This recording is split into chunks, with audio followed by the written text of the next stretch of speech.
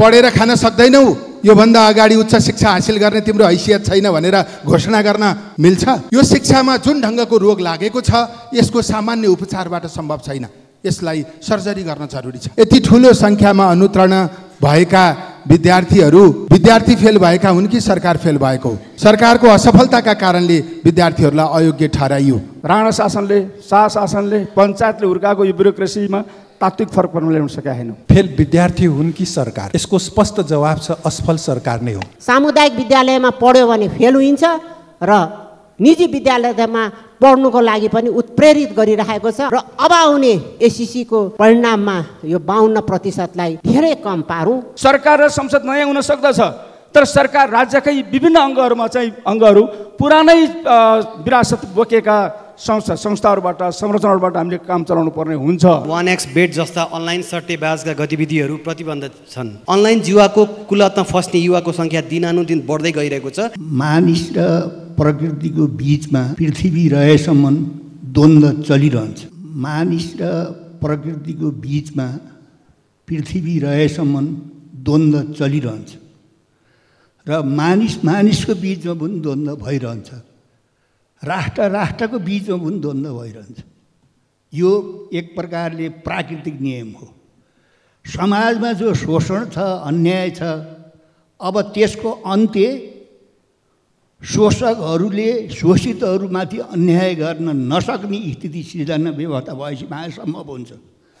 त्यस्तै पृथ्वी रहेसम्म मानिसको बीचको अन्तर्द्वन्द्व समाप्त भएपछि पनि प्रकृति र मानिस बीचको सम्बन्ध चाहिँ सङ्घर्ष चाहिँ रहिरहन्छ पृथ्वी रहेसम्म। त्यसकारणले यो घटनाबाट, यो प्राकृतिक घटनाबाट जो मानिसहरूको मृत्यु भएको छ उहाँहरूप्रति हामीले संवेदना प्रकट गर्नु बाहेक अरू गर्न सकिरहेका छैनौँ। त्यसकारणले सरकारले युद्ध स्तरमा ध्यान दिनु पर्यो। बाढी पहिरोले नेपालीहरूलाई त्रासित र चिन्तित तुल्याएको छ। त्यसै गरी हिजो एसिएको नतिजाले नेपालीहरूको अर्कोतिर मन खिन्न गरेको छ। भलै सफलता हासिल गर्ने विद्यार्थीहरू, अभिभावक, शिक्षकहरूलाई म बधाई दिन चाहन्छु। मेरो जिल्लाबाट सिद्ध माविबाट अनिशा विकाले गुल्मी प्रथम पनि भएकी छिन्, उहाँलाई पनि बधाई दिन चाहन्छु। 21औं शताब्दीमा प्रविधिको युगमा 52% विद्यार्थीहरू असफल हुनु भनेको यो विकासको सूचकको अत्यन्तै ठुलो नेगेटिभ र नेतृत्वको ठुलो असफलता हो। शिक्षामा हामीले फरक तरिकाले सोध्नुपर्ने अवस्था आएको छ। के 52% विद्यार्थीहरूलाई यत्रो समयको महत्त्व भएको बेलामा के गर्ने? अब उनीहरूलाई हामीले विभिन्न ट्रेनिङहरू दिनुपर्ने अवस्था, सरकारले सोध्नुपर्ने अवस्था आयो। त्यसकारण हामी सम्माननीय सभामुख महोदय, गत वर्ष जाजरकोटमा गएको भूकम्पबाट प्रभावित जनताहरूलाई अहिलेसम्म पनि त्यसको व्यवस्थापन गर्न गरेको छैन सरकारले र तत्काल कठै भन्ने मात्रै काम हुने भयो र त्यसको मलमपट्टि गर्ने काम भइरहेको छैन र त्यही भूकम्पले प्रभावित जाजरकोट, बारेकोट र जाने नौमुले र भगवती माईको जाने वरि र परि ठाउँ हुनाले त्यसका प्रकम्पले दैलेखको जाने 2टा पालिका विशेष प्रभावित भएका थिए। त्यो प्रभावित गाउँपालिकाहरूलाई अहिलेसम्म सरकारले लिस्ट तलबाट पठाइएको छ। त्यसको जाने के हो भन्ने कुराको पहिचान गरेको छैन र अन्य छिमेकी जिल्लाहरूमा त्यो व्यवस्थापन गरेको छ भने दैलेख जिल्लामा प्रभाव जाने सबैमा पर्यो, तर विशेष गरेर जनता जाने सडकमा बस्नुपर्ने कारण आवश्यक पर्ने अवस्था सिर्जना दैलेखमा पनि भएको थियो।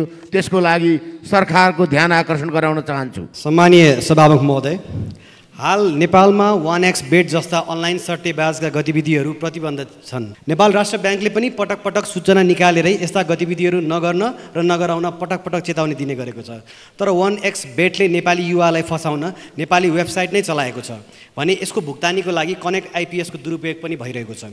1x बेटका प्रयोगकर्ताले वेबसाइटमा गएर सहजै आफ्नो एकाउन्ट बनाउन सक्छन् र एकाउन्ट खोलिसकेपछि भुक्तानीका विभिन्न विकल्पमध्ये कनेक्ट आइपिएस पनि देखिन्छन्। यसरी प्रतिबन्धित सट्टेबाजीको भुक्तानी गर्न र निकाल्न कनेक्ट आइपिएसले सहज गरिदिएको छ र ठगीलाई आफ्नो प्लेटफर्म दुरुपयोग हुँदा समेत टुलटुलु हेरेर बसेको छ। कनेक्ट आइपिएसले चाहेमा यस्तो समस्याको समाधान गर्न पर्ने देखिन्छ, तर ग्राहक सङ्ख्या, कारोबार सङ्ख्या र रकम बढी देखाउने होडमा हो कि प्रशस्तै नक्कली एकाउन्ट खोल्न दिएको पो हो कि भन्ने शङ्का उत्पन्न भएको छ। यसतर्फ सम्बन्धित निकायको ध्यान आकर्षण होस्। अनलाइन जुवाको कुलतमा फस्ने युवाको सङ्ख्या दिनानुदिन बढ्दै गइरहेको छ। यसैमा नेपालमा अवैध रूपमा अर्बको कारोबार भइरहेको छ। त्यसतर्फ सरकारको गम्भीर ध्यान आकर्षण गराउन चाहन्छु। धन्यवाद। सभामुख महोदय, पदबहालीको 2 दिनपछि अवकाश पाउने डिआइजीलाई गृह मन्त्रालयले एआइजीमा बोडा गर्यो। जीवनभरिको कामको मूल्याङ्कन गरेर यो निर्णय गरे होला भन्ने लाग्यो। तर त्यसको ठिक 3 दिनपछि नेपाल प्रहरी स्वास्थ्य समूहका एसएसपी द्वय डाक्टर दीपक श्रेष्ठ, डाक्टर सुभाष आचार्य प्रमोसन प्रक्रिया रोकेकै कारण 6 वर्षीय कार्यकालले गर्दा अनिवार्य अवकाशमा जानु पर्यो। 50 दिन बढी हुँदा पनि के कारणले बढुवा प्रक्रिया अगाडि बढाइएन? किन डिआइजी प्रक्रिया बढुवा गर्दा जागेको दयाभाव एसएसपी बढुवामा जागेन? किन कसैलाई पाखा र कसैलाई पाखा गरेको नियमअनुसार प्रमोसन गरेको भए सेवा गरेर शिर ठाडो गरेर गर्वको साथ बिदा त लिन्थे? निराश र अपहेलित भए महसुस त गर्नुपर्ने थिएन? कहाँनिर भयो सबैलाई न्याय? प्रहरीभित्रै ठाडो हस्तक्षेप भयो भनेर भन्न मिल्ने कि नमिल्ने? विधि र प्रक्रिया मुखले भने तर काम आफ्नोलाई छान्ने हो। सभामुख महोदय, यो एउटा प्रतिनिधि घटना मात्र आयो हो, सुन्नमा आएको छ। प्रहरी सङ्गठन बेतिथि, आतङ्कित र थिलो थिलो हुँदैछ। सभामुख मार्फत गृहमन्त्रीज्यूलाई प्रश्न छ, सङ्गठनमा प्रहरीले हस्तक्षेप गर्दैन, स्वतन्त्रपूर्वक सङ्गठनले काम गर्छ भनेको यही हो? मन्त्रीजीको दयाभाव जाग्दा माथैमा, नजाग्दा पुरपुरमा हात। धन्यवाद। विस्तृत शान्ति सम्झौतामा हस्ताक्षर भएको अहिले 18 वर्ष लागिराखेको छ र अहिलेको नयाँ सत्ता समीकरणमा रहेका 5 दलले न्यूनतम नीतिगत प्राथमिकता र साझा सङ्कल्पमा टिआरसी विधेयक तत्काल अगाडि बढाउने प्रतिबद्धता व्यक्त गरेका थिए र सोही अनुरूप सम्माननीय प्रधानमन्त्रीज्यूले सङ्क्रमणकालीन न्यायको कामलाई अगाडि बढाउनको लागि अहिले प्रयास थाल्नुभएको छ। त्यसको म हार्दिक स्वागत गर्न चाहन्छु र यो सङ्क्रमणकालीन न्यायको कामलाई अगाडि बढाएर शान्ति प्रक्रिया सफल भयो भने देशका सबै दल सफल हुनेछन् र यो तलमाथि हुँदाखेरिमा देशले ठुलो मूल्य चुकाउनु पर्ने भएको कारणले गर्दाखेरिमा म आग्रह गर्न चाहन्छु कि नेपालको शान्ति प्रक्रिया सम्मानित सर्वोच्च अदालतको आदेश, पीडितको न्यायलाई केन्द्रमा राखेर र अन्तर्राष्ट्रिय मान्यता अनुरूप यो चाहिँ शान्ति प्रक्रियाको काम चाहिँ तुरन्त अगाडि बढाइयोस् र सम्पन्न गरियोस् भन्ने चाहिँ म सरकारको ध्यान आकर्षण गराउन चाहन्छु। धन्यवाद। सम्माननीय सभामुख महोदय, नेपालमा हरेक वर्ष विपदजन्य घटनाबाट ठुलो जनधनको क्षति हुँदै आएको छ। 2072 सालमा गएको भुइँचालोले अझै हामीलाई झस्काइरहेको छ। जाजरकोटमा भूकम्प गएको 8 महिनापछि पनि 1500 परिवार अझ त्रिपालमुनि छन्। हालैको भारी वर्षाले 151 विपदजन्य घटनामा 32 जनाको मृत्यु भइसकेको र करोडौँ सम्पत्ति नष्ट भएको छ। नागरिकको जीवधनको रक्षा राज्यले नै गर्नुपर्छ। तसर्थ यस्ता विपदको जोखिम न्यूनीकरण गर्न विपदको पूर्वानुमान र पूर्व तयारीको सूचना प्रवाह गर्ने प्रणालीलाई प्रभावकारी बनाऊ। तिनै तहका सरकारले आपसी समन्वयमा आपतकालीन योजना बनाई उद्धार, राहत र पुनर्स्थापनाका तालिम र ड्रिलहरू गर्ने कार्यक्रम सञ्चालन गरौँ। उद्धार कार्यमा सेनालाई प्राथमिक र सशस्त्र प्रहरी तथा नेपाल प्रहरीलाई सहायक उद्धारकर्ताको रूपमा प्रयोग गर्न, राहत वितरणमा एकद्वार प्रणाली अपनाउन र पुनर्स्थापना कार्यमा छिटै निर्माण गर्न मिल्ने पूर्वनिर्मित घरहरूको अब व्यवस्था गर्न सरकारले काम गरोस्। हाल राज्यमा 8000 टन मात्रै खाद्यान्न मौजदात रहेकोमा आपतकालीन उपकरण, औषधि, खाद्यान्न जस्ता। सम्माननीय सभामुख महोदय, देशैभरि वर्षातका कारण विपदका घटनाहरू, बाढी, पहिरो, चट्याङ गइरहेको छ। दिनानुदिन विविध घटनाहरू सुन्नु परिरहेको छ। सरकारले सतर्कताको लागि आवश्यक तयारी गर्न जोरदार माग गर्न चाहन्छु। सभामुख महोदय, यसै सिलसिलामा यही मिति 2081 साल असार 12 गते राति गएको वर्षातका कारण कास्की जिल्ला पोखरा महानगरपालिका वडा नम्बर 27 आरुपाटा निवासी हरिबहादुर सुनारको घर पहिरोबाट क्षति हुँदा उनका 4 वर्षीय छोरा अनमोल सुनारको निधन हुन पुगेको छ। त्यसै गरी अनमोलकी आमा 27 वर्षीय ऋतु सुनार घाइते छिन् र उपचार भइरहेको छ। सोही घरमा सुतेका 2 जना अनमोलको पिता हरि सुनार र दिदी 9 वर्षकी अञ्जली सुनारको सकुशल उद्धार भएको छ। त्यस्तै कास्कीकै मादी गाउँपालिका वडा नम्बर 5 चितेपानी निवासी प्रकाश राणावाडको घर पहिरोबाट क्षति हुँदा उनका 13 वर्षीय आयुष्मा राणावाडको निधन हुन पुगेको छ। मृतक दुवै छोराछोरीप्रति भावपूर्ण श्रद्धाञ्जली अर्पण गर्न चाहन्छु। शोक सन्तप्त परिवारजनमा हार्दिक संवेदना प्रकट गर्न चाहन्छु। जननेता मदन भण्डारीको 73औं जन्म जयन्तीको उपलक्ष्यमा उहाँलाई स्मरण गर्न चाहन्छु, श्रद्धासुमन भन्न चाहन्छु। सभामुख महोदय, हिजो मात्रै सार्वजनिक भएको यस वर्षको एसईको परिफलले देशलाई चिन्तित बनाएको छ। भविष्यका कर्णधारका रूपमा रहेका एसई दिने विद्यार्थीहरूमध्ये 52% अनुत्तीर्ण भएको खबरले मलाई मात्रै होइन सिङ्गो देशलाई चिन्तित बनाएको छ। हामीले लामो समयदेखि परीक्षा प्रणालीका बारेमा बहस गऱ्यौँ। पुरानो प्रणालीलाई बदलिनु पर्ने र परीक्षामा फेल भएर देशका युवा नागरिकको भविष्य अन्धकार भएको हेर्नुपर्ने अवस्थाको अन्त्यका लागि पटक पटक छलफल भए। सभामुख महोदय, घुमिफिरी रुम्जाटार भने झै फेरि आधा परीक्षार्थी फेल हुने कुराले देशको भविष्य कता जाला भन्ने देखिएको छ। अनुत्तीर्ण भएकाहरूलाई कसरी पुनः परीक्षा हलसम्म पुर्याउने भन्नेतर्फ सरकारको गम्भीर भएर सोच्नुपर्ने भएको छ, नत्र लाखौँ युवाको भविष्य अन्धकार हुने अवस्था हुन लागेको प्रतिमा सभामुख मार्फत सरकारको ध्यान। सम्माननीय सभामुख महोदय, बारा जिल्ला तामागढी सिमरौनगढ सडक खण्ड निर्माण सम्पन्न भएको जो 46 किलोमिटर लम्बाइ छ, आज 4 वर्ष पुरा भएको छ।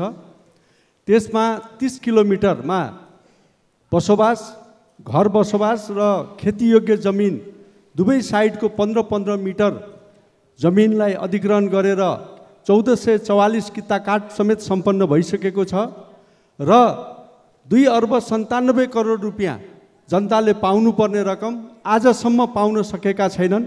29 दिनदेखि माइतीघर मण्डलामा उहाँहरू अनसन बस्नुभएको छ, धरनामा बस्नुभएको छ, कतै सुनवाई हुन सकेको छैन।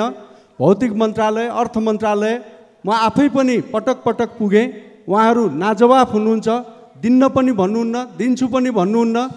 जनताको जमिन किताकाट गरेर आज रोक्का गरिसकिएको अवस्था छ। सरकारले या त भन्नु पर्यो म तिर्न सक्दिनँ भनेर। सम्माननीय सभामुख महोदय, चारवाकको दर्शनले के भन्छ भने यावत् जीवेत सुखम जीवेत ऋणम कृत्वा घृतम पिबेत भस्मीभूतस्य देहस्य पुनरागमनम कुतः। मान्छे फर्केर आउँदैन, ऋण लिएर पनि सुख गर्नुपर्छ भन्ने भन्छ। तर आज के त्यस्तो अवस्था छ? आज त्यस्तो अवस्था छैन। बैंकबाट व्यक्तिले ऋण लियो भने बैंकले छाला छिलेर पनि पैसा असुल गर्छ, बालबच्चासँग धन सम्पत्ति निलाम गरेर असुल गर्छ र राष्ट्रले ऋण लियो भने राष्ट्रसँग पनि असुल गर्छ। आज सरकार BRI प्रोजेक्ट अगाडि बढाउने तर्खरमा छ र यो प्रोजेक्टमा स्पष्ट हाम्रो धारणा के छ भने अब नेपालले पुनः ऋण लिनु हुँदैन। पोखरा एयरपोर्ट, भैरवा एयरपोर्ट लगायतका अन्य ठुला ठुला प्रोजेक्टहरूमा जुन ऋण लिएको छ त्यही तिर्न सक्ने अवस्था देशको छैन। सम्माननीय सभामुख महोदय, विकासको नाममा विनाश हुँदैछ। हिमाली पहाडी जिल्लाहरूमा जथाभावी रूपमा बाटो खन्ने नाउँमा स्मरणीय ठाउँहरू भत्काउने, पानीका मूलहरू सुक्ने, नदी नाला प्रदूषित हुने, वनजङ्गल ध्वस्त पार्ने, सार्वजनिक जग्गा अतिक्रमण गर्ने प्रवृत्तिलाई राज्यले रोक्नुपर्छ। सभामुख महोदय, वैज्ञानिक बस्ती विकास, भूप्रयोग र वातावरण संरक्षण गर्नको लागि अव्यवस्थित बस्ती नागरिकलाई व्यवस्थित ठाउँमा राख्न र वातावरण ह्रासले अर्थतन्त्रको उद्वेलन साथै कृषि, पर्यटन, उद्योग धन्दाको विकासमा आम नागरिकको स्वास्थ्य, शिक्षा लगायत धेरै कुरामा असर परेको छ। त्यसैले दिगो सन्तुलित र वातावरण तयार गरी विकासको स्वदेशी मोडेल तयार गरी देशको रूपान्तरणका लागि 40-50 वर्षको ध्यानमा राखेर नवीन समझदारीका साथ बस्ती विकास, भू उपयोग, वातावरण संरक्षण नीतिलाई उच्च प्राथमिकतामा राखी कार्यान्वयन गर्न म सभामुखज्यू मार्फत सरकारको ध्यान आकर्षण गर्न चाहन्छु। धन्यवाद। सम्माननीय सभामुख महोदय, नेपालमा पर्यटन पूर्वाधार, पर्यटन प्रवर्धन र पर्यटकीय गतिविधिहरूको विविधीकरण तथा विस्तार गर्ने नेपाल सरकारको नीति रहेको छ। नेपालमा सबभन्दा बढी पर्यटकहरू भारतबाट आउने गर्छन्। अधिकांश पर्यटकहरूको चाहना भगवान पशुपतिनाथको दर्शन गर्ने अभिलाषा हुन्छ। धार्मिक पर्यटकहरूको निम्ति आवश्यक बासको व्यवस्थापन र गुणस्तरीय शाकाहारी भोजनको व्यवस्थापनका साथै आवश्यक चाहिने भाषा सहितको गाइड गर्ने जनशक्ति र शान्ति सुरक्षा प्रवर्धन मिलाउन ठोस योजना बनाउनुपर्छ। पर्यटकहरूको बास बस्ने दिन बढाउनका लागि काठमाडौँको उपत्यकाभित्र प्रमुख धार्मिक स्थानहरूको सूची जस्तै चङ्गुनारायणको मन्दिर, स्वयम्भूनाथ, आदिनाथ, कश्मीरी मस्जिदमा रहेको निजामुद्दिन औलियाको दरगाह आदि सहितको त्यहाँ पुग्ने बाटो र भाडा दर रेट सहितको सूचना पार्टी पशुपति क्षेत्रको प्रमुख एरियामा राख्नु पर्दछ भन्ने कुरामा सभामुख मार्फत सम्बन्धित निकायको गम्भीर ध्यान आकर्षण गराउँदछु। धन्यवाद। सामान्य सभामुख महोदय, नेपाल सरकारले विपन्न गरिब साथै लक्षित वर्ग परिवारलाई स्वास्थ्य बिमा कार्यक्रम लागू गरेको छ, जसमा प्रत्येक वडामा एकजना स्वास्थ्य बिमा गर्ने कर्मचारी भनौँ, कर्मचारी जस्तो पनि होइन, सुविधा पनि पाएका छन्। त्यसमध्येमा घर घरमा गई आफ्नै सवारी साधन प्रयोग गरी उहाँहरूले बिमा दर्ता गर्ने गरेको छ। ती दर्ता गर्ने सहयोगीलाई पहिले चाहिँ 1% आयकर लाग्थ्यो भने अहिले 15% आयकर लागू गरिदिएको छ, जो उनीहरू कुनै किसिमको सुविधा नपाएको कारणले 15% करलाई हटाई आयकरलाई हटाई 1% लागू गरिदिनको निम्ति विशेष अनुरोध गर्न चाहन्छु। साथै स्वास्थ्य बिमा कार्यक्रम अन्तर्गत लक्षित वर्गको प्रिमियम 3 वर्षदेखि सरकारले तिरेको छैन, तसर्थ स्वास्थ्य बिमा बोर्डलाई तुरन्त त्यो रकम दिनको निम्ति विशेष अनुरोध। साथै अर्को एउटा महत्त्व, सामाजिक सुरक्षा भत्ताको लागि राष्ट्रिय परिचय पत्र अनिवार्य गरेको छ। कि त घर घरमा पुर्याइदिने व्यवस्था गर्नुपर्ने पर्यो, या त वृद्ध या ज्येष्ठ नागरिक या अपाङ्गता भएका व्यक्तिहरू जो पहाड र हिमालमा जानै सक्दैन सरकारी कार्यालयमा, ती मान्छेहरूलाई घर घरमा चाहिँ राष्ट्रिय परिचय। सम्माननीय सभामुख महोदय, राष्ट्रिय परिचय पत्र तथा पञ्जीकरण विभागद्वारा सबै नेपालीलाई फोटोसहितको कार्ड प्रयोग गर्नु अनिवार्य व्यवस्था गरिएको छ र 28 जिल्लामा यो कार्यक्रम सुरु भएको छ। नागरिकता ऐनको दफा 7 को कमा गैर आवश्यक नेपालीले नागरिकता लिने व्यवस्था गरिएको छ। उक्त ऐनमा भनिएको छ, ऐनमा तोकिए बमोजिमको आवश्यक प्रक्रिया पुरा गरेपछि विदेशी मुलुकमा नागरिकता प्राप्त गर्ने व्यक्तिले आर्थिक, सामाजिक र सांस्कृतिक अधिकार सहितको उपयोग गर्ने गरी नेपाली नागरिकता प्राप्त गर्न सक्नेछ भनिएको छ। अहिले राष्ट्रिय परिचय पत्रको फोटो खिचिरहँदाखेरि गैर आवश्यक नेपालीहरूले यो फोटो खिच्ने अवसर प्राप्त गर्नुभएको छैन। उहाँहरूलाई अब यो आर्थिक, सामाजिक र सांस्कृतिक अधिकार उपयोग गर्नको निम्ति नेसनल आइडी कार्ड आवश्यक पर्ने हो कि नपर्ने, यो कुनै पनि व्यवस्था नभएको हुँदा उहाँहरूले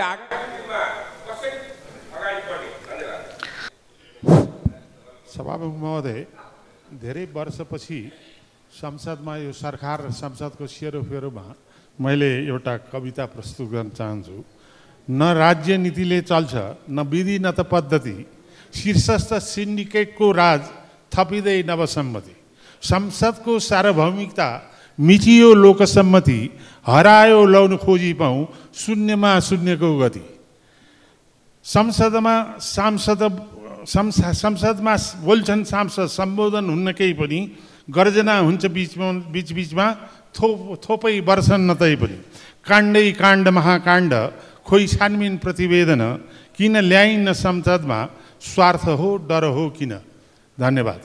सम्माननीय सभामुख महोदय, ठोस परिस्थितिको ठोस विश्लेषणै मार्क्सवादको आत्मा हो भन्ने निष्कर्षका आधारमा रुसमा लेनिनवाद जन्मियो।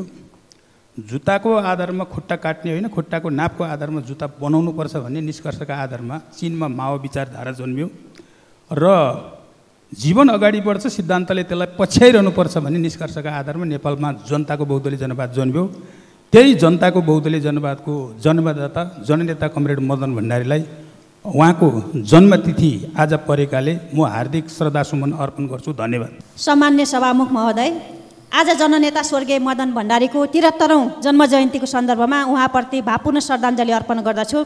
सभामुख महोदय, भोलि असार 15 गते राष्ट्रिय धान दिवस। चालु आबको 11 महिनामा नेपालले 20 अर्ब बराबरको धान, चामल र धानको बिउ आयात गरेको छ। एक दिन खेतमा तमासा देखाएर मात्र उपलब्धि हुँदैन। जननेता मदन भण्डारीले जबजमा जमिनमाथि रहेको सामन्ती भूस्वामित्वको पूर्ण रूपमा उन्मूलन गरी अर्धसामन्ती शोषणका रूपहरूलाई समाप्त पार्दै हदभन्दा बढीको जमिन बिना मुआब्जा जफत गरी जोतहा भूमि र गरिब किसानलाई वितरण गर्ने, सस्तो ब्याज दरमा कृषि ऋण, कृषि उत्पादनको उचित मूल्य प्राप्त गर्न सङ्गठित कृषि बजारको व्यवस्था, सहुलियत दरमा उन्नत मल बिउको व्यवस्था, सिँचाइ र प्राविधिक शिक्षा आदि किसानको घरदैलोमा पुर्याउने लगायत थुप्रै लक्ष्य अघि सार्नु भएको थियो। तर किसानहरूले राज्यबाट अपेक्षित लाभ पाउन सकिरहेका छैनन्। तसर्थ वैज्ञानिक तथा उन्नत खेतीको विकास गरी कृषि उत्पादन तथा उत्पादकत्व बढाउनतर्फ केन्द्रित हुन सभामुख मार्फत नेपाल सरकारले अनुरोध गर्दछु। धन्यवाद। काठमाडौँ निजगढ जोड्ने फास्ट ट्र्याक बाटोमा तीव्र गतिमा अहिले काम भइरहेको छ। तर 0 पोइन्ट खोकनामा राखिएको छ। खोकनामा धेरै समयदेखि त्यहाँ विवाद आएको छ।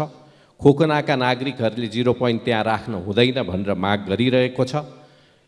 ललितपुर महानगरपालिकाले पनि महानगरभित्र 0 पोइन्ट राख्न आवश्यक छैन भन्ने किसिमको पत्र गृह मन्त्रालयमा पठाइसकेको छ र गोदावरी नगरपालिका वडा नम्बर 8 डुकुछापका नागरिकहरूले आवश्यक परे भने 0 पोइन्ट डुकुछापमा राखे हुन्छ भन्ने किसिमको माग गर्दै आएको छ।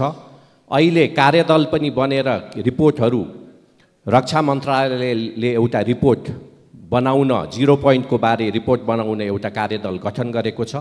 त्यसको परिस्थिति के छ भन्ने जानकारी सरकारले जानकारी गराइदिनु म माग गर्न चाहन्छु। धन्यवाद। जय नेपाल। मैं काठमांडू में कामला में धान रोप के राष्ट्रीय धान दिवस मनाऊँ। वो धान दिवस मनावला से किसान के हौसला ना बढ़ी। अपनों मधेश में 3 तह के सरकार लगाई, सबै जाके धान रोपे के पड़ल, तब सरकार किसान के हौसला बढ़ी, सरकार के ध्यान आकर्षण कराउँथिन्। धन्यवाद। हिजो मात्र एसईको नतिजा प्रकाशित भएको छ। उत्तीर्ण हुने सम्पूर्ण भाइ बहिनीहरूलाई बधाई दिन चाहन्छु। ताप्लेजुङको 68 विद्यालय मध्ये 23 विद्यालय नील बने। त्यस्तै मेरो रुकुम पूर्व जिल्लाबाट 27% मात्रै पास हुन सफल भएका छन्। देशको आर्थिक विकास भनेको मानव संसाधनलाई सबल सक्षम बनाउनु पनि हो। मानव संसाधनलाई सबल सक्षम बनाउने भनेको शिक्षाले नै हो। त्यसैले हाम्रो सरकारले प्रतिबद्धता 20% गर्छ, तर शिक्षामा जम्मा 10-11% मात्रै लगानी गर्छ। शिक्षा क्षेत्रका हर विसङ्गतिलाई हटाई अहिलेको समयानुकूल शिक्षाको नीति बनाउन विशेष ध्यान आकर्षण गराउन चाहन्छु। धन्यवाद। सम्माननीय सभामुख महोदय, हिजो मात्र प्रकाशित एसईको परीक्षाको नतिजामा उत्तीर्ण भएका विद्यार्थी भाइ बहिनीहरूलाई हामीले सबैले शुभकामना दियौँ र मैले पनि दिएँ। तर यति धेरैको सङ्ख्यामा फेल भएका नन ग्रेडिङमा परेका विद्यार्थी प्रतिशतको कसैले चासो चिन्ता नलिएको अवस्था देखिन्छ। अहिलेको 2081 मा परीक्षाको नतिजामा कुल परीक्षार्थी मध्ये 52.13% अर्थात् 2,42,313 जना विद्यार्थी नन ग्रेडमा परेर फेल भएका छन्। यस्तो अवस्था आउनुको कारण के हो? के सरकारी स्कुलहरू तलब र भत्ताका लागि मात्रै छन्? सभामुख महोदय, र अर्को कुरा, अहिले यसको यो घट्नुको स्तर घट्नुको पछाडिको कारण के हो? यसको जिम्मेवार कसले लिने? यसको जिम्मेवार राज्य की स्थानीय सरकार की विद्यालय? यसमा सरकार गम्भीर। सभामुख महोदय, हिजो प्रकाशित एसईको परिणामले हाम्रो अगाडि एउटा ठुलो प्रश्न चिन्ह खडा गरेको छ। 52% असफल हुनु भनेको यो राष्ट्र नै असफल हुनु हो, शिक्षा प्रणाली नै असफल हुनु हो र सरकार असफल हुनु हो। म यसरी यसलाई बुझ्छु। म सभामुख मार्फत शिक्षा मन्त्री अघि हुनुहुन्थ्यो, अहिले हुनुहुन्न, उहाँको म ध्यान आकर्षण गर्न चाहन्छु कि 52% ती कलिला युवाहरूको मनस्थिति अहिले के होला? उनीहरूले आफूलाई असफल भएको कुन मनोवैज्ञानिकले आफूलाई हेरिराखेका होलान्? किनभने ती कलिला उमेरका जुन बच्चाहरू छन्, ती युवाहरू छन्, तिनीहरूको मनस्थिति असाध्यै चञ्चल हुन्छ। उनीहरूले जे पनि गर्नु सक्छन्। कहिलेकाहीँ हामीहरूले रिजल्ट पछाडि आफ्नो जीवन समाप्त गरेको पनि देखेका छौँ। यो 52% सँग मात्र जोडिएको छैन। 52% विद्यार्थीहरूका तिनीहरूको अभिभावकहरू तिनीहरूको सपनाहरूसँग पनि जोडिएको छ।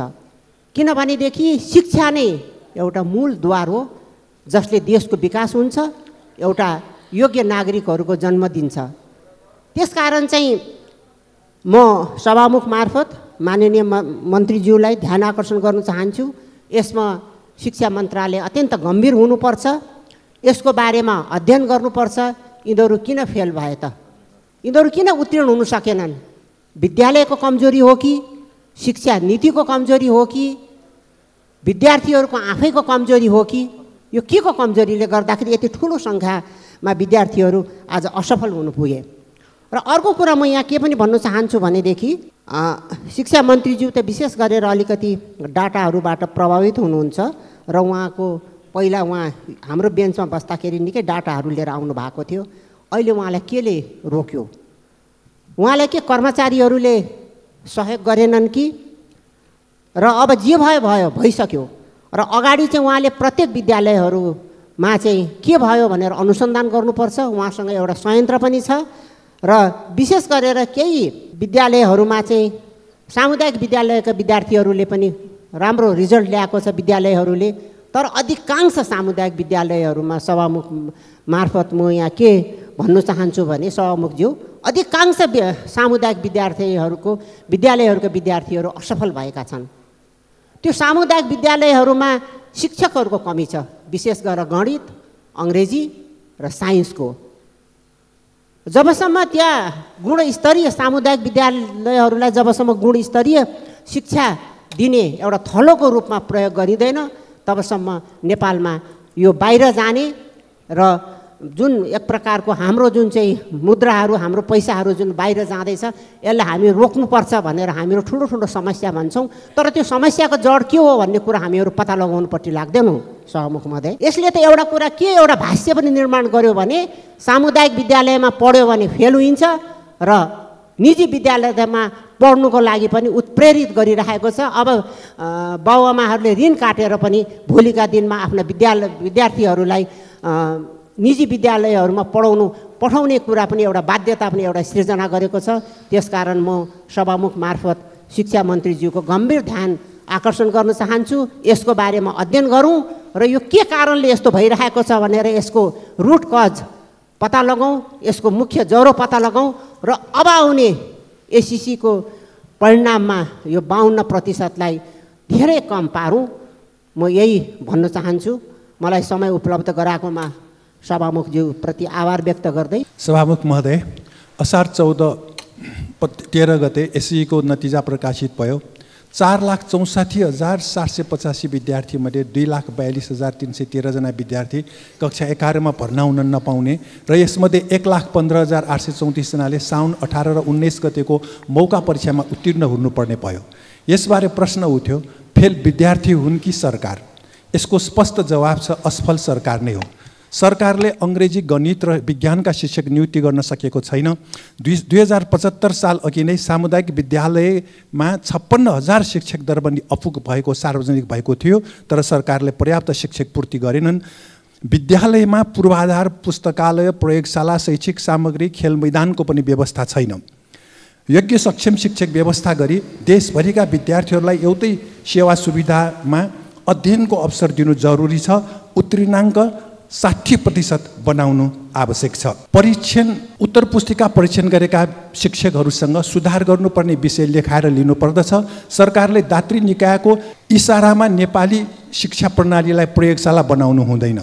अबको युग कृत्रिम बौद्धिकताको हुने हुँदा यसबारे 8 कक्षादेखि अध्यापन सुरु गराउनु जरुरी छ।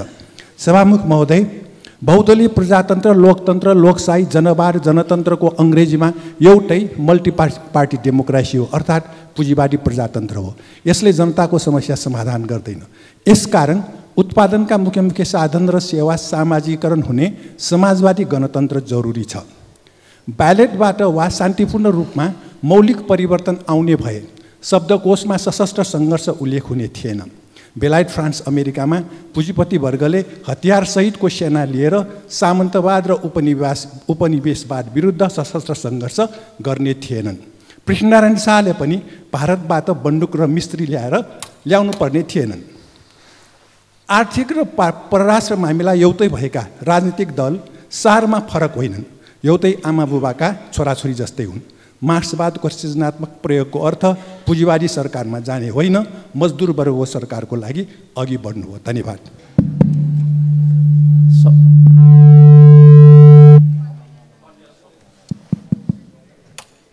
सम्मानीय सभामुख महोदय, सर्वप्रथम यही असार 11 गते राति आएको भीषण वर्षाले गर्दा पहिरोमा परि लमजुङ जिल्ला कोलाथौसर गाउँपालिका वडा नम्बर 3 बोगुङमा 3वटा घर बगाउनुको साथै रुद्रमान गुरुङ, पञ्चकुमारी गुरुङ, रक्षा गुरुङ, नम्रता गुरुङको मृत्यु भएको छ। भीमबहादुर घले घाइते हुनुभएको छ। त्यसै गरेर सोही राति लमजुङ जिल्लाको दुर्दी गाउँपालिका वडा नम्बर 9 मा पहिरोमा परि विकल सुनारको मृत्यु भएको छ र विमल सुनार घाइते हुनुभएको छ।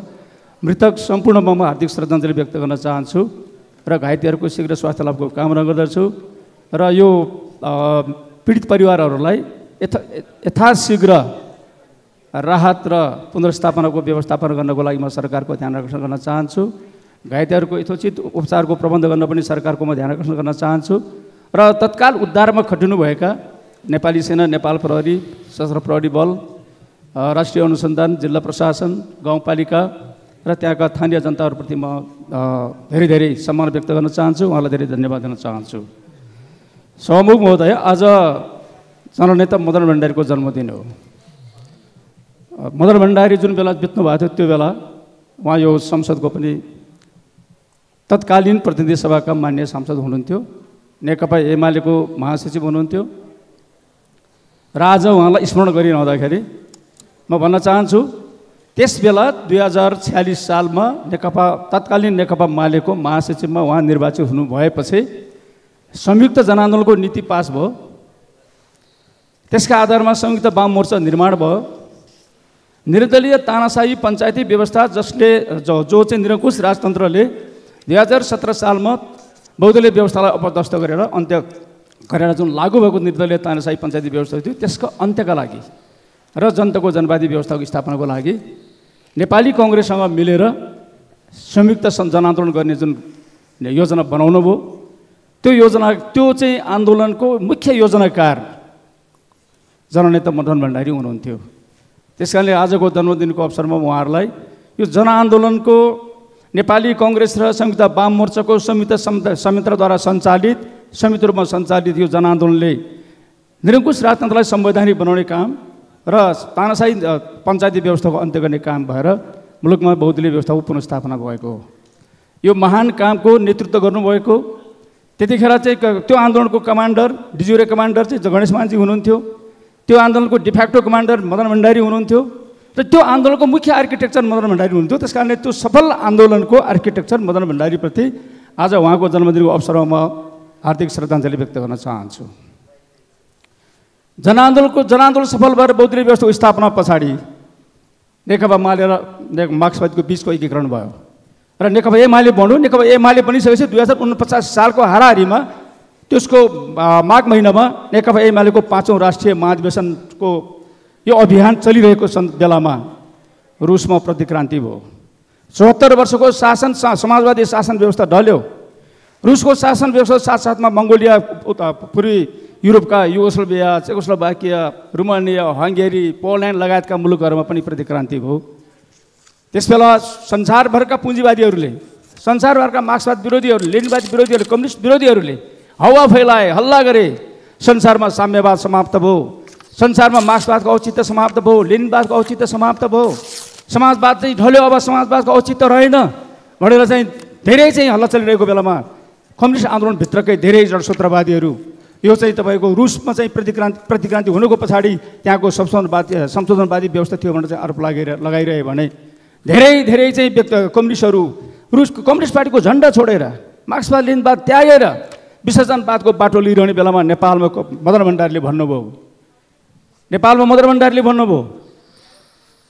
मार्क्सवाद समाप्त भएको होइन, लेनिनवादको औचित्य समाप्त भएको होइन, समाजवादको चाहिँ सान्दर्भिकता समाप्त भएको होइन, समाजवाद अन्त्य भएको होइन, बरु जुन बेलासम्म संसारमा असमानता रहिरहन्छ, शोषण दमन उत्पीडन रहिरहन्छ, अत्याचार अन्याय भइरहन्छ, असमानता रहिरहन्छ र पछौडेपन रहिरहन्छ, मार्क्सवाद त्यहाँ जीवित रहन्छ, मार्क्सवाद त्यहाँ रहिरहन्छ, लेनिनवादको औचित्य रहिरहन्छ भनेर चाहिँ भन्ने व्यक्ति मदन भण्डारी हुनुहुन्थ्यो। त्यसकारणले मदन भण्डारीले भन्नुभयो कम्युनिस्ट आन्दोलनभित्र देखा परेको जडसूत्रवादीलाई परास्त गरेर, कम्युनिस्ट आन्दोलनभित्रको विसर्जनवादलाई परास्त गरेर बरु कम्युनिस्ट पार्टीले मार्क्सवाद लेनिनवादको सृजनात्मक प्रयोग त्यसको रक्षा र विकास गरेर मार्क्सवादलाई जोगाउन सकिन्छ, बचाउन सकिन्छ, लेनिनवादको सान्दर्भिकता देखाउन सकिन्छ, समाजवादको सान्दर्भिकता देखाउन सकिन्छ। खालि रुसको चाहिँ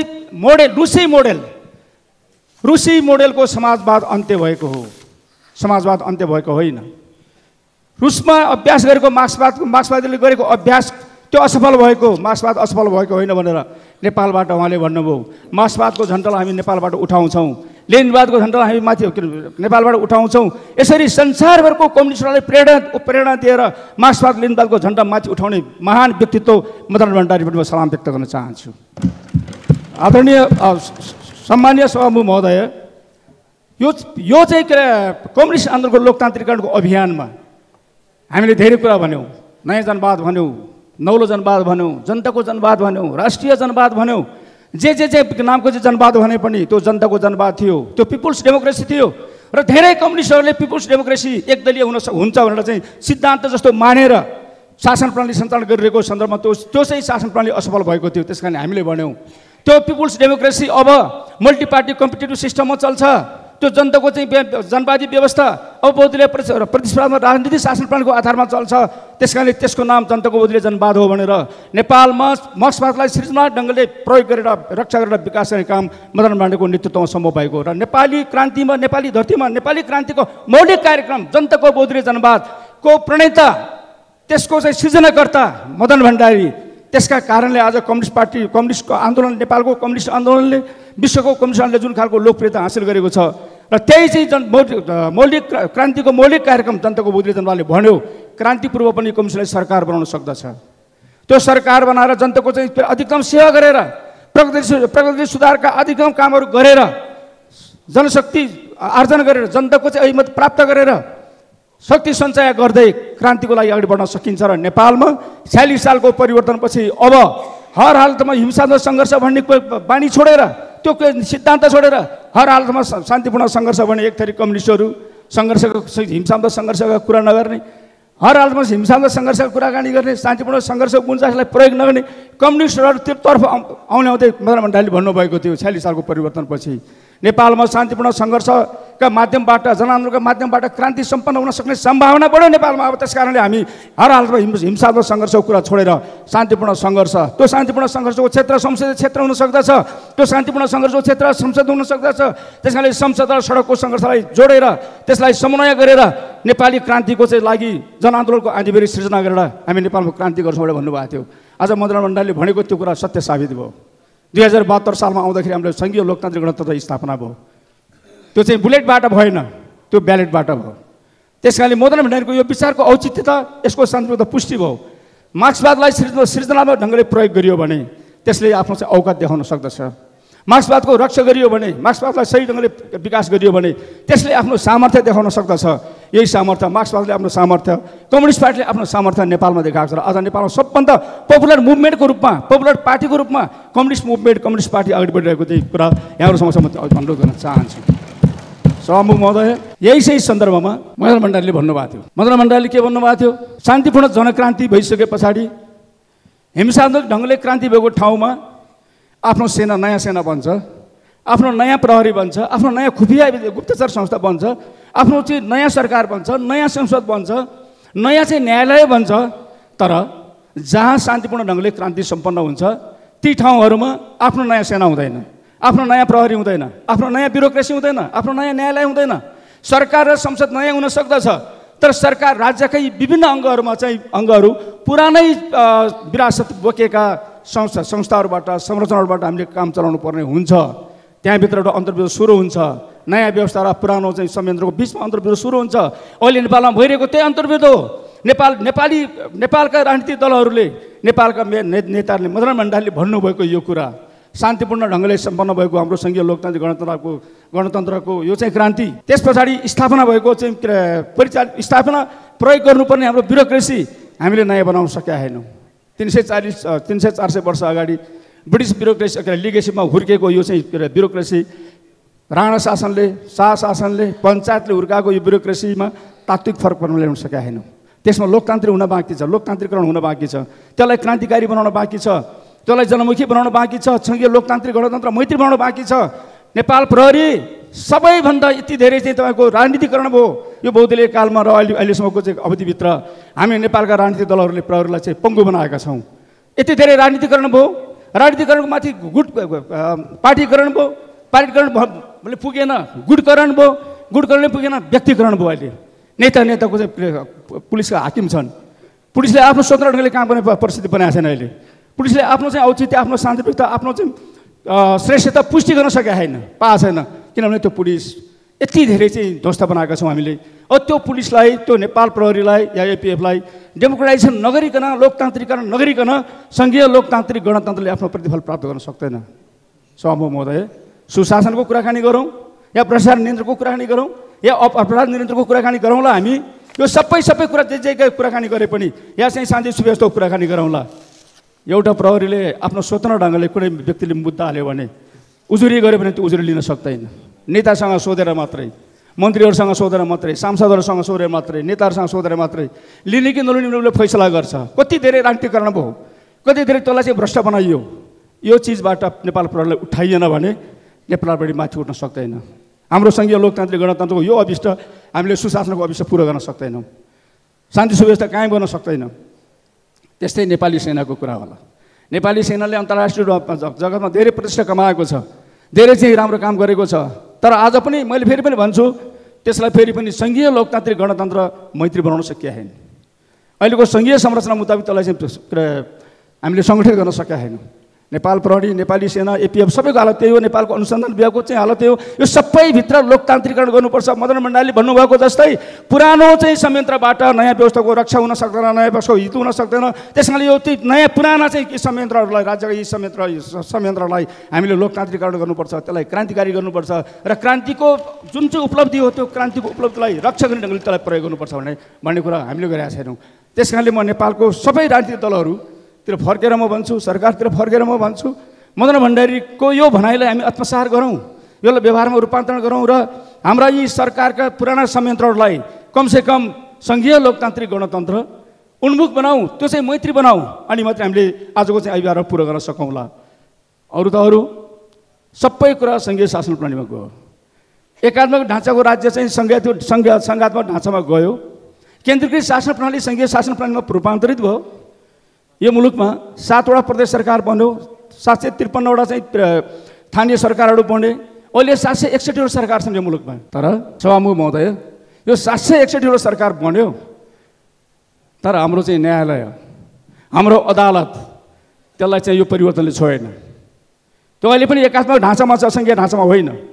त्यो अहिले पनि सङ्घीय शासन प्रणाली मैत्री छैन, त्यो अहिले पनि एकात्मक शासन प्रणाली, केन्द्रीय शासन प्रणाली उन्मुख छ। हिजोको जे चाहिँ रवैया थियो, जे प्रकृति थियो, जे चाहिँ उसको चाहिँ चरित्र थियो, आज त्यही ठाउँमा छ। त्यो यसले चाहिँ धेरै सङ्कट पैदा गरेको छ हाम्रो शासन प्रणालीमा। हाम्रो यो राज्य व्यवस्थालाई बलियो बनाउनुको लागि धेरै सङ्कट पैदा। त्यस कारणले हाम्रो न्यायालयलाई चाहिँ लोकतान्त्रिकरण गर्नुपर्ने। मदन भण्डारीको भाषामा भन्दाखेरि यो पुरानो चाहिँ ब्युरोक्रेसी, पुरानो चाहिँ अदालत, पुरानो गुप्तचर, पुरानो सेना प्रहरी कायम रहिरह्यो भने त्यसले यो मुलुकमा कुनै पनि दिन प्रतिगमनको चाहिँ परिस्थिति निर्माण गर्न सक्दछ। त्यस कारणले यसलाई चाहिँ हाम्रो सङ्घीय लोकतान्त्रिक गणतन्त्र अनुरूपको बनाउनुपर्छ। मदन भण्डारीले यो कुरा भन्नुभएको थियो। आदरणीय मदन भण्डारीलाई सम्झिरहँदाखेरि सभामुख महोदयमा के कुरा भन्न चाहन्छु भन्दाखेरि, मदन भण्डारीले एउटा कुरा भन्नुभएको थियो, हामीले यो कम्युनिस्ट आन्दोलनको लोकतान्त्रिकरणको कुरा या आफ्नो मौलिक चिन्तनको विकासको कुरा या कम्युनिस्ट आन्दोलनभित्र देखा परेको पुच्छरवादलाई परित्याग गर्ने कुरा।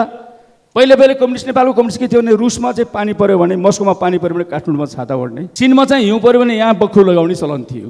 मदन भण्डारीले के भन्नुभयो, हामीले चाहिँ ठोस विश्लेषण गरेर आफ्नो खुट्टाको नाफाअनुसार जुत्ता सिलाउने काम गर्नु पऱ्यो, जुत्ताको नाफाअनुसार खुट्टा काट्ने गल्ती गर्नु हुँदैन, जसरी अरू कम्युनिस्टले गरेका छन्। त्यहाँदेखि मदन भण्डारीको यो मौलिक चिन्तनप्रति हामीले चाहिँ आत्मसात गरेर हामीले भन्नुपर्ने विषय के छ भने, नेपालको चाहिँ नेपाली समाजको चरित्र, यहाँको वर्ग सङ्घर्षको स्थिति, यो समाजको बोलबाजी चरित्र, खुलापन आदि कारण सबैले भन्दाखेरि सबै परिषदलाई मूल्याङ्कन गरेर हामीले के भन्नु भनेदेखि नेपाली क्रान्तिको बाटो हामीले आफ्नै चाहिँ के अरे मुलुकको परिस्थिति अनुसार निर्माण गर्नुपर्छ। चीनको चाहिँ नक्कल गरेर या चाहिँ तपाईँको भियतनामको नक्कल गरेर या रुसको नक्कल गरेर होइन भनेर चाहिँ भन्नुभएको यो मौलिक चिन्तनका चाहिँ चिन्तक कमरेड मदन भण्डारी, जननेता मदन भण्डारी, आज उहाँको जन्म जयन्तीको 73औं दिन हो।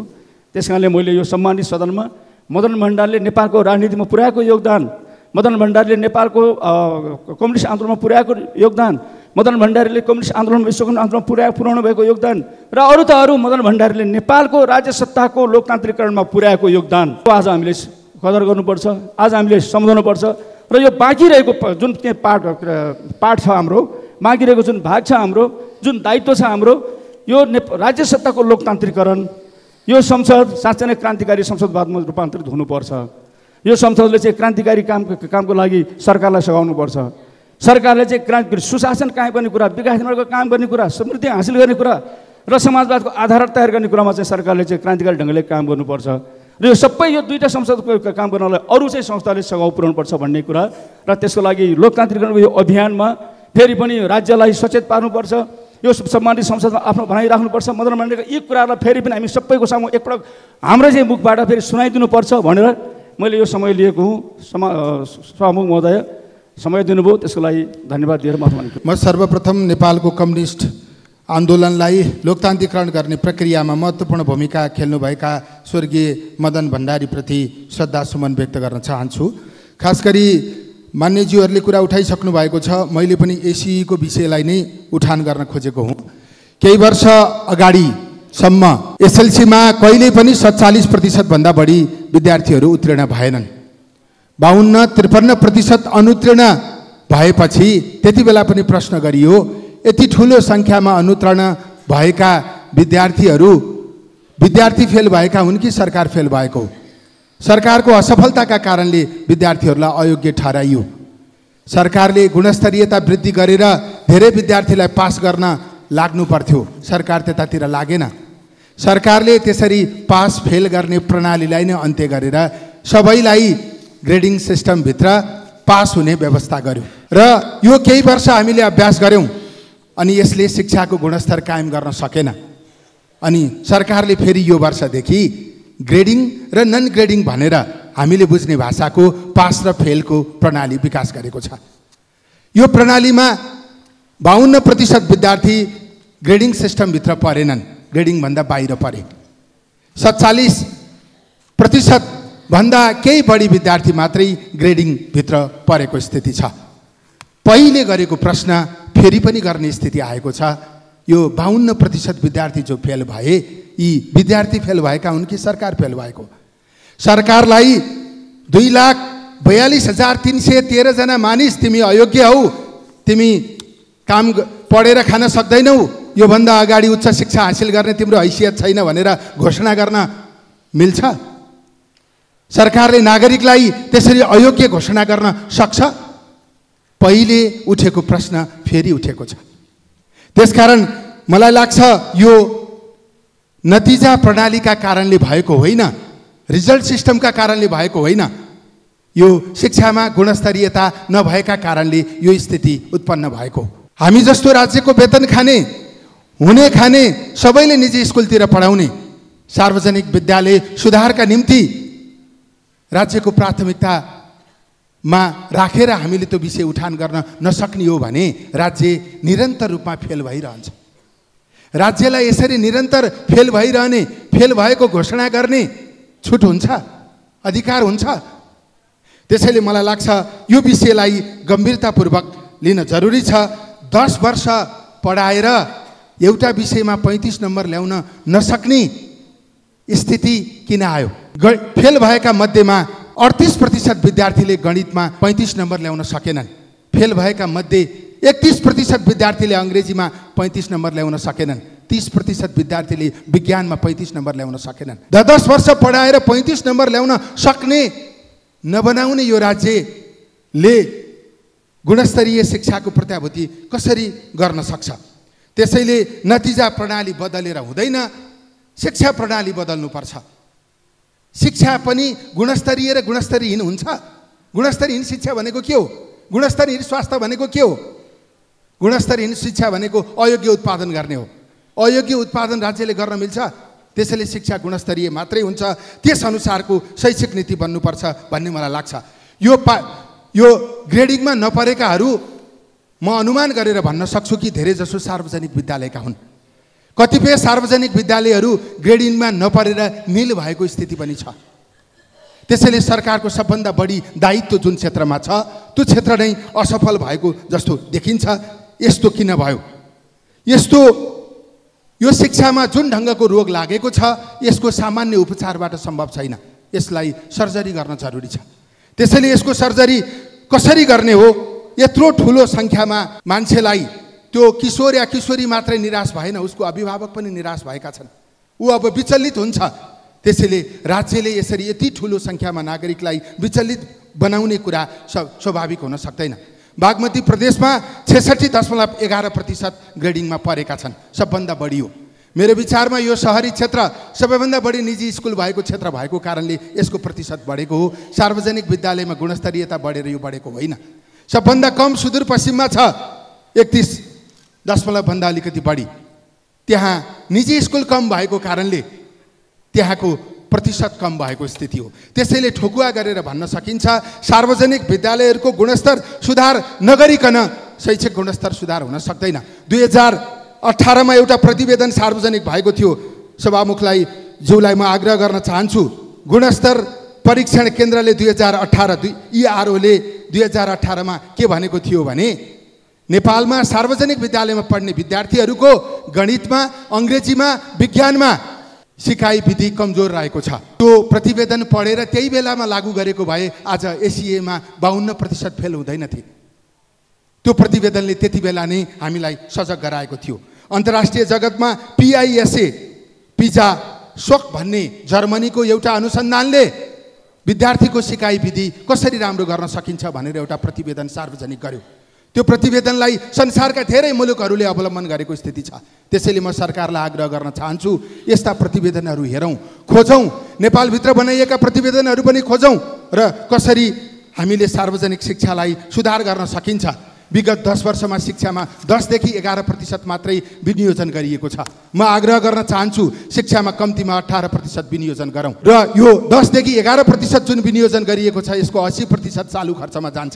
चालु खर्चमा कम जाने गरी 18% विनियोजन गरौँ। यो अन्तर्राष्ट्रिय मापदण्ड हो। यो मापदण्ड अनुसार रकम विनियोजन गरेर शिक्षालाई सुधार गर्ने बाटोतिर जानका निम्ति एउटा अम्ब्रेला पोलिसी बनाऊ। नीति शिक्षा नीति दलको होइन, देशको बन्नुपर्छ। त्यसैले यो संसदले सङ्कल्प गर्न जरुरी छ। अब आउने वर्ष यो ग्रेडिङमा नपर्ने 52% जुन छ त्यसलाई घटाएर 32मा ल्याउन जरुरी छ। अर्को वर्ष 22मा ल्याउन जरुरी छ। अर्को वर्ष 12मा ल्याउन जरुरी छ। त्यस निम्ति यो संसदले सङ्कल्प गर्न जरुरी छ। म आग्रह गर्न चाहन्छु देशको एउटा शिक्षा नीति बनाऊ। सबै दल मिलेर त्यो शिक्षा नीति कार्यान्वयन गर्नका निम्ति सहयोग गरौँ। एजुकेसन इकोसिस्टम विकास गरौँ। एजुकेसन इकोसिस्टम साइक्लिङको विकास गरियो र त्यो अटोमेटिक ढङ्गबाट चल्ने स्थिति बन्यो भने नेपालमा शिक्षाको सुधार हुन सक्छ। हामीले भनेको समृद्धि शिक्षाको सुधारबाट मात्रै प्राप्त हुन सक्छ। हामीले भनेको विकसित देश, सम्पन्न देश, सुखी देश मान्य सदस्यको शिक्षाको सुधारपछि मात्रै हुन सक्छ। यो संसदले त्यो ख्याल गरोस्। सम्माननीय सभामुख महोदय मार्फत संसदको शिक्षामा सङ्कल्प जरुरी छ। त्यो गर्नका निम्ति अनुरोध गर्दछु। धन्यवाद।